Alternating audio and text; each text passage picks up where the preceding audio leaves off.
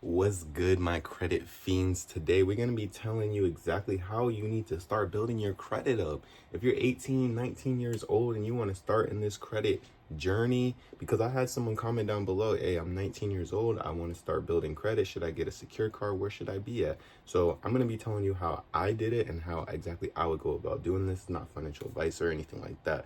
So the first thing he asked me was, should I get a secured card? I'm going to go ahead and write down secured card.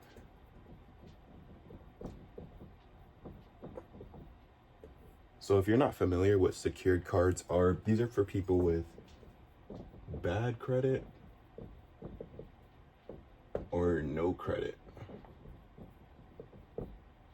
And you might say, like, well, how do I have no credit if I have a credit score? Well, you're going to start off with like a basic credit score. Is probably going to be like in like the 600s or so, like that.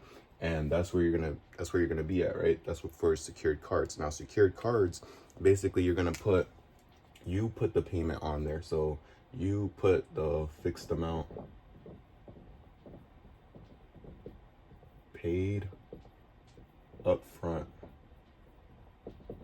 So you put the balance on there essentially, and you're borrowing from yourself. So let's say your secured card is $600 or $500. They're going to make you put the $500 out of your own money, and you're essentially going to be borrowing from yourself. They're going to be charging you interest on that as well, if you're not paying it back on time and stuff like that. So it still matters, and it's going to report your payment. So this is why people use them, because it reports on time payments. And if you're not familiar, on-time payments, your payment history is number one. That's your 100% number one. You have to make all your payments on time if you want to have a great credit score. All right. So, and that just means like you cannot be late, as in like 90 days type late and stuff like that. Like if you get a late payment or something like that, it's not going to automatically like report and be like, oh, you missed the payment, you got a late payment. Nah. There's a lot more that goes into that before it'll hit your credit score like this. So this is what he was asking me if you should do. Now, me personally, I don't want any type of secured cards on my account, because I don't want them creditors looking at my account like maybe I had bad credit or something like that. Like, at least in this point in my journey, I don't want any type of secured card unless I'm trying to go higher. Now, there's certain cards, I believe Chase has one. I think it goes up to like 25,000 or 20,000, something like that.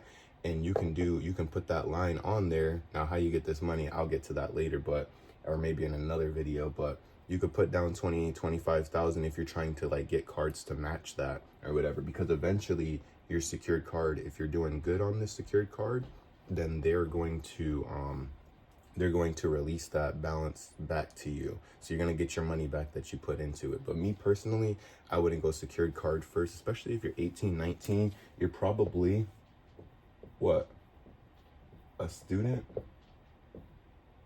So I would go for the student cards. Now, Discover is a Discover It. That was my very, very first credit card.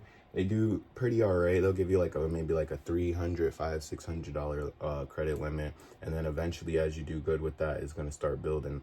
It's gonna start going up. Okay. Now, how you raise those limits, I have videos for that. Go check those out. But this is probably where I would start at. If you are military, like the person who had commented, they're National Guard, then I would say go with either these two banks, Navy Federal. If you're not familiar, let me move out the way. Navy Federal or USAA. Now, I haven't done USAA in a little bit. I already have cards through them, but I have applied to Navy Fed recently, and they do pre-approvals. So you can go on Navy Fed and make an account with them if you're military, and you can get a pre-approval on a credit card to see if you're even pre-approved. Now, what I would actually do is try to make the account, try to see if you're pre-approved. If not, then let some money sit in there, get some direct deposits going for about 6 months plus. Okay, build a relationship with them, because these are credit unions. These two are credit unions, and whereas the Discover Bank is not. These two are credit unions, so you're going to have an internal score, and I have a video on that as well about why credit unions are better than banks, because the relationship is just way different. All right, so if you can get into one of these, that would be great. If you're not military and you don't have anybody in your family that's military, there is backdoor methods to get into Navy Federal. But if you don't want to go through all that, you can sign up for DCU Bank, and you'll just have to make a like a little like donation towards a cause, and they'll let you into DCU Bank. And just the same thing, they're a credit union. They're pretty good with their people and stuff like that. I believe they also do pre-approvals. I tried to go in there and see if I could get pre-approved, but it was having me like file an application, it seemed like. So I'm not really sure. Normally it'll say like this will not impact your credit score in the bottom and stuff like that. So go check out DCU if you can't get into Navy Fed or any of these. See if they got pre-approvals. If you're trying to go credit card, I would go, or you're trying to start building credit, I would say either discover it, or I would go to one of these credit unions before I go to the secured card. If all these fail, then I would go to secured card. And even then I would try to get a secured card through one of these, because like I said, these relationships are just going to be way better if you can open up a bank account, get some deposits rolling in, and do that. So this is how you're going to start building credit. Make sure you're starting to make all your payments on time. Just use that card, pay it back on time. That's all you really got to do. As far as utilization and stuff, you want to normally, if you want a great credit score, you want to keep it under 30% reporting. So that means if your balance, if you have a credit limit available of $1,000, you only want to leave a balance on there, if you are going to leave a balance, of 300 or less. So that's 30%. That'll keep you up with a great credit score, 100% of your payments on time. And I mean, really, that's all there is to it. Now, you will get some hard inquiries when you're applying for any of these cards. Like I said, these do the pre-approvals. There's other cards online. Just search up pre-approval credit cards and they'll do a soft inquiry. Now, I'm going to have, by this time, I believe I already have the soft and versus a hard inquiry on. Soft inquiry is not going to report to your credit score, and a hard inquiry is. So just be aware when you actually go through with the application, it's going to post to your credit score, which is going to cause a little bit of a drop in your credit score, but those points will be recovered super easy. It's normally only about like 6 points or something like that. That's nothing once you start making these payments on time. And once you start making the payments on time and everything, your score is going to start going up. Report this, depending on your income and everything.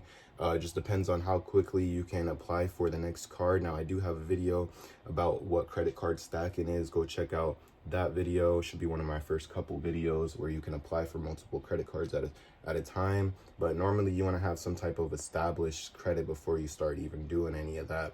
You normally want to wait. Rule of thumb is about 6 months in between each card. Just really depends. It doesn't always have to be that way. Like I said, you can get with me. I'll help you out, mentor you a little bit, ask about my mentoring.